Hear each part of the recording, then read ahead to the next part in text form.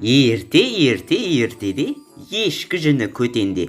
Бір жас жігіт болыпты. Жас болса да бас болыпты, но иногда суббота воскресенье мас болыпты, өздерің білесіңдер ғой. Түлкінің құйрығы жоқ болғанда, біреудің пятый точкасы боқ болғанда, бір жас жігіт Ангар қаласында өмір сүріпті. Оның түрі шимпанзенің түрінен сәл-пәл уроттау болғандықтан ешкім онымен достасқысы келмепті. Болашақ домохозяйка ретінде бір қызға прямом смысле көзін тігіп жүріпті.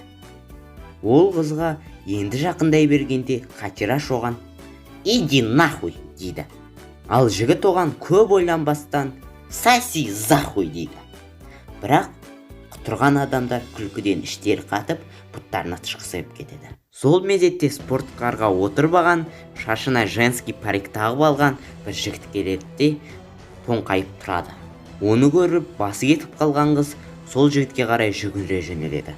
Ал артында тұрған жігіттерде басы кетіп қалды ма, что-то артық па екен ба, олар да жүгіріп кетеді. Әрі спорткар көрмеген мамбеттер құсап, телефондарын алып шығып, фотоға түсіп, пантоваться ете бастайды. Бұны көріп тұрған жігіттің ойында «Что за фигня?» деген ой келеді. Біздің главный герой да көптің бірі, көттің кірі болмас үшін аналарға барып жақындай бастайды. Бірақ олар оған «Мәшін» деп қуып жібереді.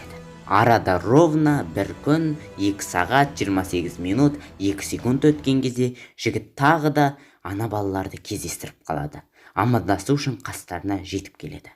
«Қалайсыңдар, достар, құрдастар, тышқақтар?» дейді. «Қатираш, жаным, күнім, мен сені бүкіл жан-тәніммен жақсы көрем. Сондықтан менің қызым боласың ба?» деген осындай подход жасайды.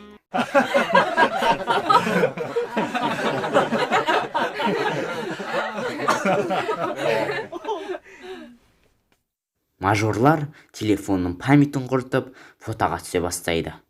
Бұны көріп тұрған жігітте елден қалмас үшін фотоға түсуге келеді.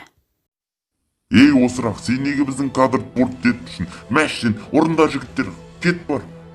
«Оғасқа көт болмас үшін тайып тұрайын. Көтім дір етеға бартым пір ете қалды ғой. Ой, нар кеткен жоқ па? Осылар тоса тұрайын мына бочканың артында. Қалайсың, досым? Мен сені көптен бері байқадым, білдім, көрдім.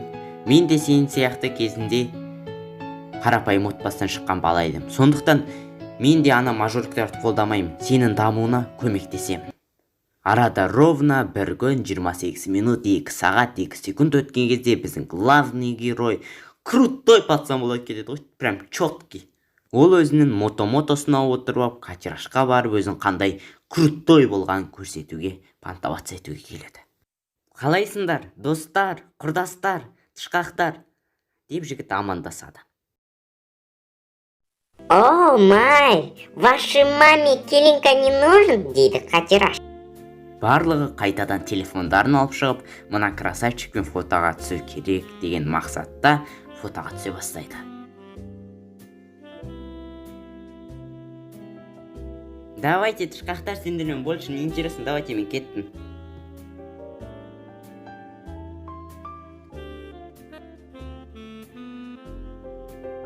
«Жоқ, красавчик, жаным, тәнім, мен сені бүкіл жан-тәніммен сүйіп қалдым».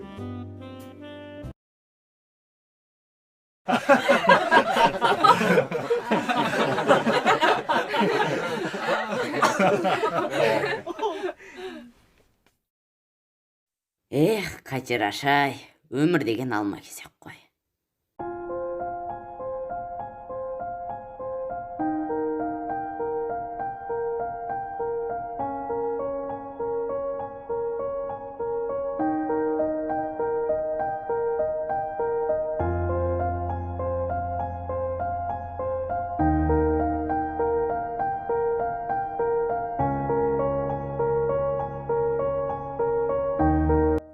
Мінеки, біздің киномыз да аяғына жетіп қалды.